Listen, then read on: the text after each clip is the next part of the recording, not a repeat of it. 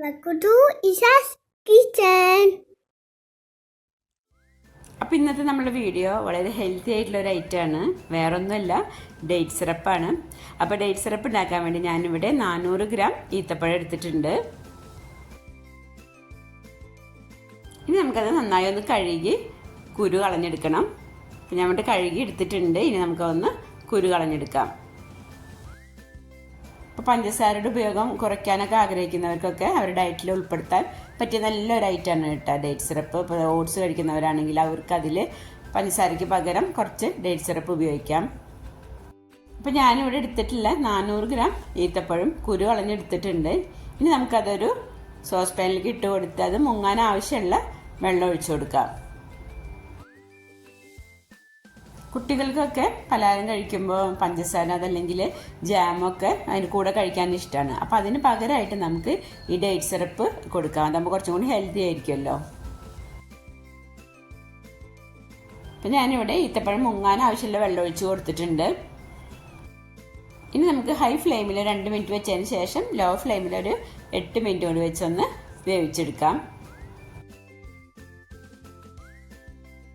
ഇത് നമുക്ക് വേറെ രീതിയിലും ചെയ്യാം. അങ്ങനെ അടുപ്പത്ത് വെച്ച് വേവിക്കാതെ അതിന് പകരം നമുക്ക് കുറച്ച് തിളച്ച വെള്ളം ഒഴിച്ചു കൊടുത്തിട്ട് ഒരു 5-6 മണിക്കൂർ വെച്ചതിന് ശേഷം നമുക്ക് മിക്സർ ജാറിൽ അടിച്ചെടുക്കാം. ഇപ്പോൾ ഒരു 10 മിനിറ്റ് ആയിട്ടുണ്ട് കേട്ടോ. ഈത്തപ്പഴം നന്നായി വെന്തിട്ടുണ്ട്. അപ്പോൾ ഞാൻ ഫ്ലെയിം ഓഫാക്കി. നമുക്കിത് ചൂടാറിയതിന് ശേഷം മിക്സർ ജാറിലിട്ട് നല്ല പേസ്റ്റ് പോലെ ഒന്ന് അരച്ചെടുക്കണം. അപ്പോൾ ഞാനിത് അവിടെ നന്നായി അരച്ചെടുത്തിട്ടുണ്ട്. ഇനി നമുക്ക് ഒന്ന് അരിച്ചെടുക്കണം. അപ്പോൾ ഞാനൊരു പാത്രത്തിൻ്റെ മേലെ അരിപ്പ് വെച്ചിട്ട് അതിൻ്റെ മേലെ ഒരു കോട്ടൺ തുണി വെച്ചിരിക്കുകയാണ്. ഇനി നമുക്കിത് നന്നായി ഒന്ന് പിഴിഞ്ഞെടുക്കാം. നല്ല പ്രസ് ചെയ്ത് മാക്സിമം ഇത് ജ്യൂസ് കിട്ടുന്ന രീതിയിൽ നമുക്കൊന്ന് പിഴിഞ്ഞെടുക്കാം.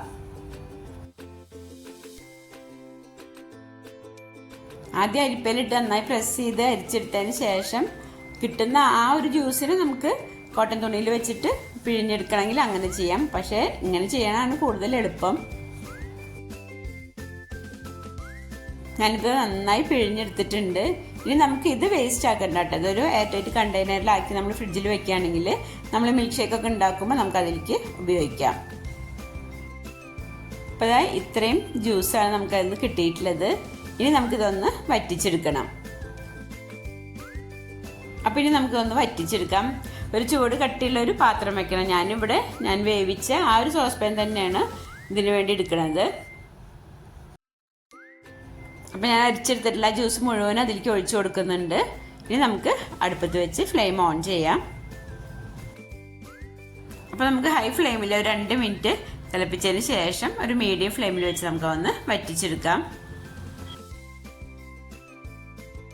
ഒരു മീഡിയം ഫ്ലെയിമിൽ വെച്ച് നമ്മൾ വറ്റിക്കുമ്പോൾ ഏകദേശം ഒരു അരമണിക്കൂർ എടുക്കും കേട്ടോ ഒന്ന് കുറുകി വരാൻ. അപ്പോൾ നമ്മൾ ഹൈ ഫ്ലെയിമിൽ വെച്ച് തിളപ്പിക്കുന്ന സമയത്ത് ഇങ്ങനെ പത വരും. അപ്പോൾ അതെടുത്ത് മാറ്റേണ്ട ആവശ്യമൊന്നുമില്ല. അത് നമ്മളങ്ങനെ തിളപ്പിച്ചിങ്ങനെ കുറുകി വരുമ്പോൾ അതില്ലാണ്ടായിക്കോളൂ കേട്ടോ.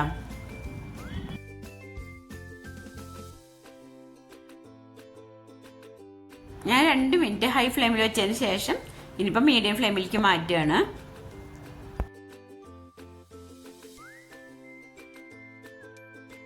കുറച്ചും കൂടി പരന്ന അടി വട്ടുള്ള പാത്രത്തിലാണെങ്കിൽ നമുക്കൊന്നും കൂടി എളുപ്പത്തിൽ ഇത് വറ്റിച്ചെടുക്കാൻ പറ്റും കേട്ടോ.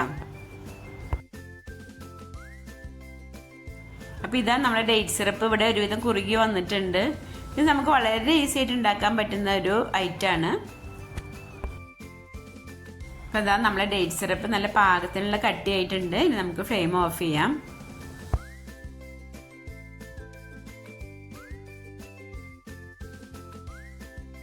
ഇത് ചൂടാറിക്കഴിഞ്ഞാൽ നമുക്കതൊരു ബോട്ടിലാക്കിയിട്ട് ഫ്രിഡ്ജിൽ സൂക്ഷിക്കാം.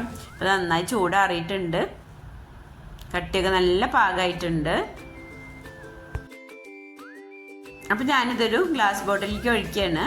അപ്പോൾ 400 ഗ്രാം ഈത്തപ്പഴത്തിൽ നമുക്ക് ഈ ഒരു അളവിലുള്ള സിറപ്പാണ് കിട്ടിയിട്ടുള്ളത്.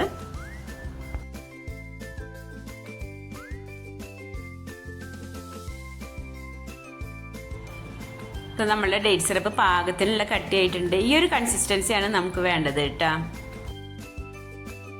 അപ്പോൾ നിങ്ങൾക്ക് എൻ്റെ വീഡിയോ ഉപകാരപ്രദമായിട്ടുണ്ടെങ്കിൽ ഷെയർ ചെയ്യാനും നിങ്ങളുടെ അഭിപ്രായം കമൻറ്റ് ചെയ്യാനും മറക്കരുത് കേട്ടോ. പിന്നെ അടുത്തൊരു വീഡിയോ ആയിട്ട് വരാം. Thank you. Thanks for watching. I love you.